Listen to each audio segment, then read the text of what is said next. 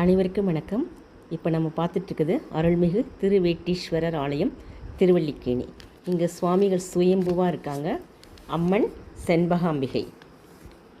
இத்தலத்தின் சிறப்பு, சுவாமிகள் அர்ஜுனனுக்கு காட்சி கொடுத்து அவர் அடுத்த பிறவியில் கண்ணப்ப நாயனராக பிறக்கிறதுக்கு அருள் புரிந்த இடம். இந்த கோவில் 7ஆம் நூற்றாண்டில் கட்டப்பட்டதாக அறியப்படுகிறது. இங்கு சுவாமிக்கும் அம்மனுக்கும் முருகருக்கும் தனித்தனியாக கொடிமரம் இருக்குது. உள்பிரகாரத்தில் முருகர், வீரபத்திரர், சமயக்குறவர்கள், சேக்கிழார், விநாயகர் போன்றோருக்கும் தனித்தனியாக கோவில் சந்நிதிகள் உள்ளன.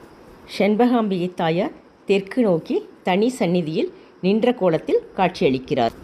இது தேவார வைப்பு தலமாகவும், மகாலட்சுமி வழிபட்ட தலமாகவும், ராகுகேது பரிகாரம் செய்ய சிறந்த ஸ்தலமாகவும் அறியப்பெறுகிறது. அருள்மிகு செண்பகாம்பிகை சமேத சுயம்பு மூர்த்தியான திருவேட்டீஸ்வரரை வணங்கி நாமும் அவரின் அருள் பெற்று உய்வோமாக. ஓம் நமச்சிவாய.